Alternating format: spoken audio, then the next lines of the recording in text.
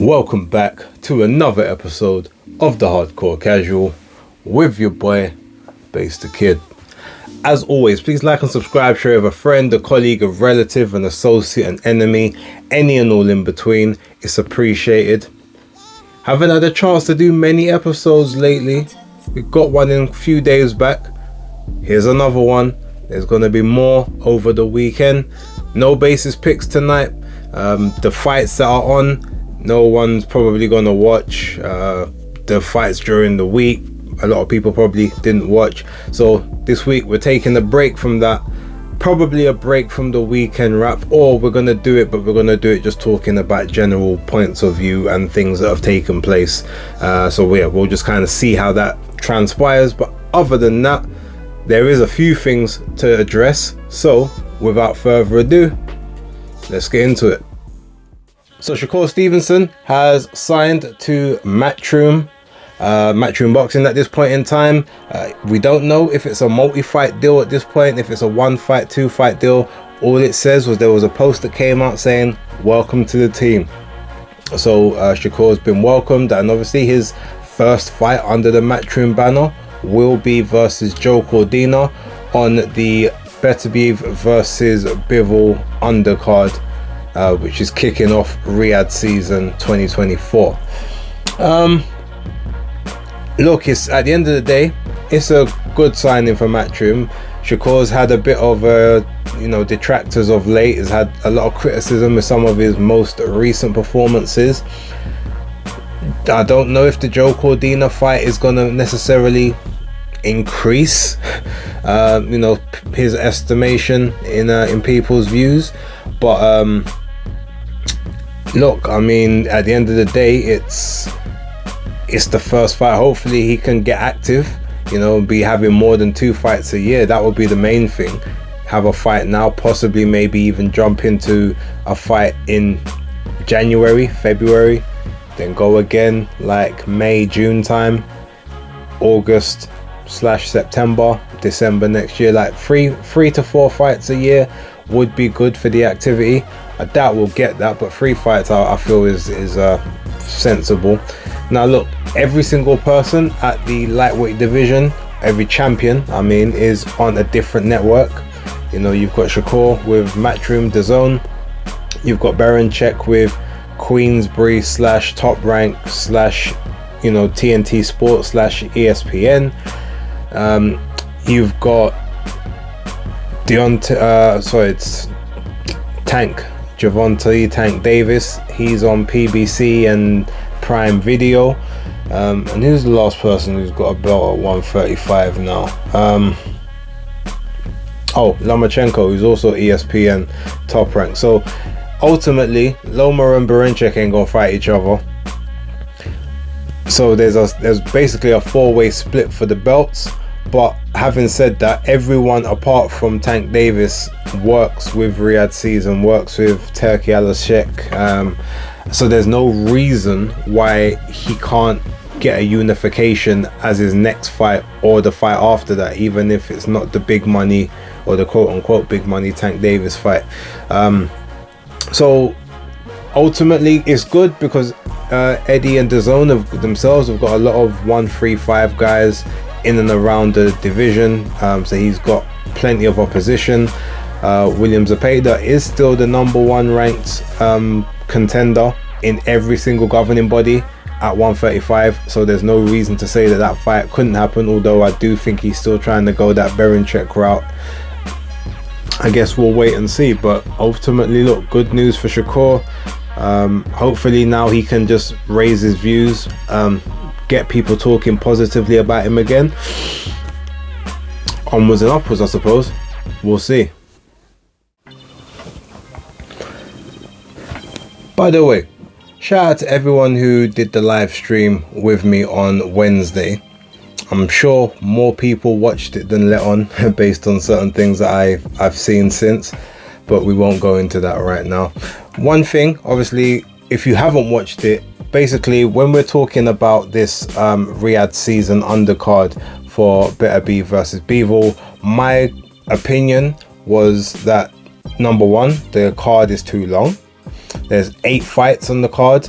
I know one of them may just be a 4-rounder, which is the very first fight of the night, but then every other fight on the card is, I believe, 10-rounders and 12. I'm not sure about the Ben Whittaker fight. That might be an 8-rounder, but there's still a lot of rounds there.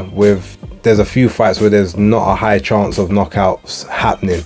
Now, some people have had issues with the order of the fight card itself. That I'm not particularly gonna speak on just for now, but my overall thoughts of the card itself: number one, the card's too long. Number two, as much as I'm very high on Ben Whittaker and his trajectory, and I think he's about to be one of the superstars of the game, he shouldn't be on this card fighting Liam Cameron. That fight needs to be in the Midlands, building his brand, like in his home area, as opposed to being on a Riyadh season card.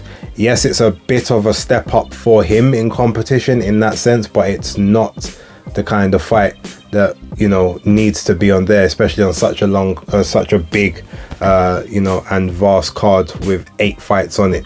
Nor does the Chris Eubank Jr. versus Camille Serrameta fight need to be on that card. That again is a main event boxer show fight.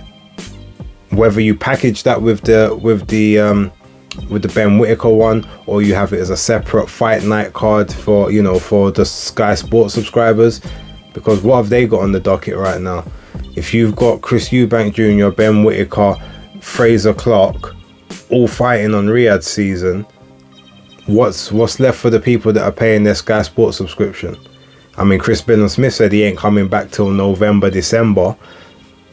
So who else is there? Is it just going to be down to the women to front the card? So you got Caroline Dubois, Karis Artenstall, Lauren Price. Is that all we're going to be getting like for the next few months? Don't get me wrong.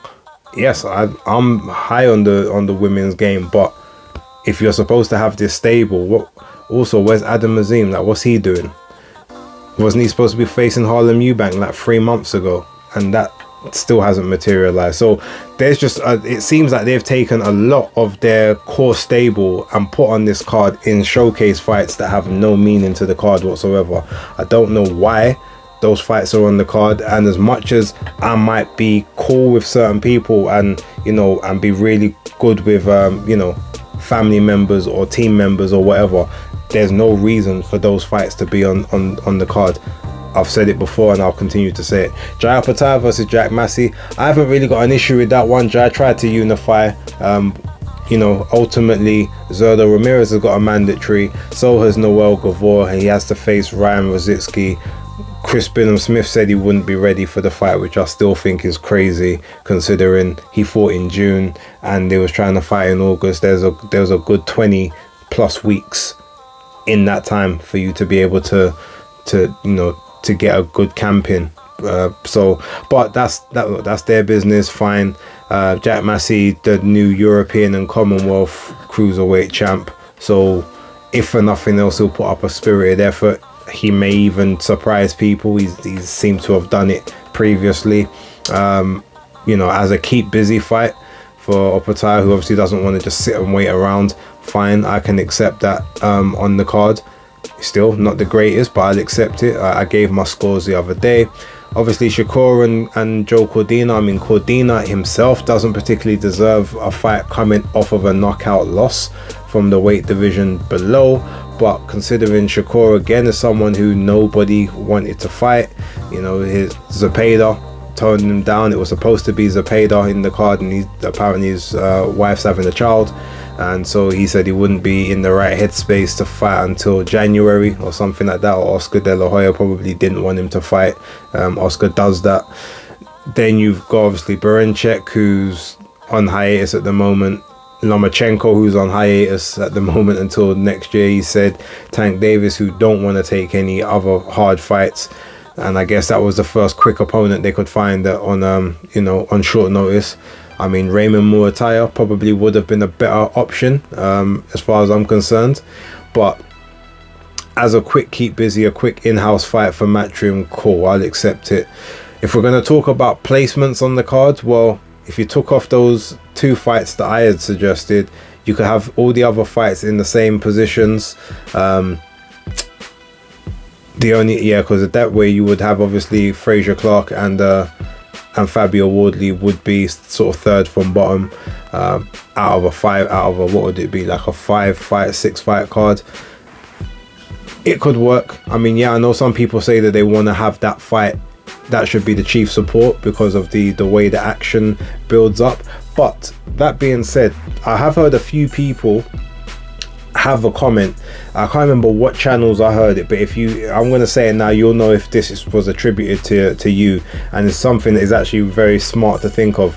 If you've got Fabio Wardley and Fraser Clark as like 4th from bottom or 3rd, or 3rd from bottom, etc., then because that fight is so, was such a good fight the last time around, and is probably going to be in one of those fight of the year categories, it might entice people to come to the arena a lot sooner than maybe they would have.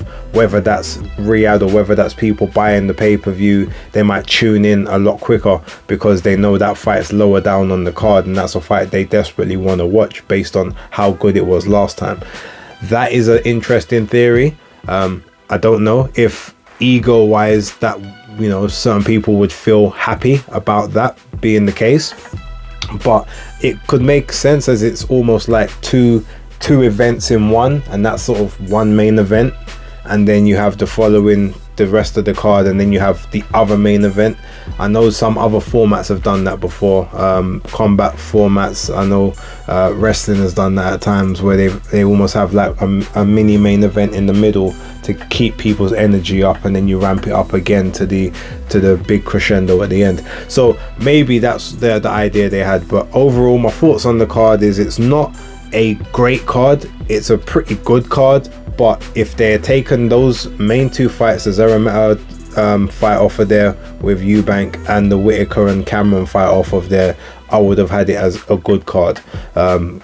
Drop it down, even maybe to have it as a 5-fight card. You could even take off Opatara and Massey if you wanted to, and literally just have those, like the consequential fights on there, because every other fight would have a consequence of some nature. But look, it's here now. I'm already mentally preparing myself to not be able to go sleep until about 3 o'clock in the morning, but we'll wait and see. I am waiting for the main event, so I guess I'll just have to grin and bear it.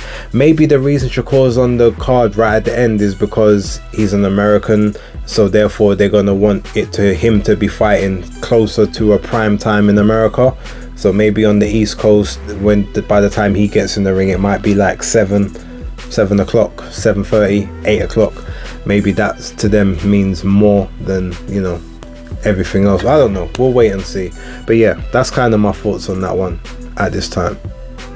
And I'm going to end this video very, very briefly with, I've told you guys on numerous occasions that David Benavidez never really wanted that Canelo Alvarez fight. It was all about keeping his name attached to Canelo, trying to clout chase, trying to build his profile off the profile of someone else. And if he ever did want the fight, it wasn't because he thought he could beat him or because he wanted to beat him and be champion. It was because of the money that it generates. And we found that even further evidence of this the other day, where you've got Samson Lukowicz saying that he was suffering from broken ribs.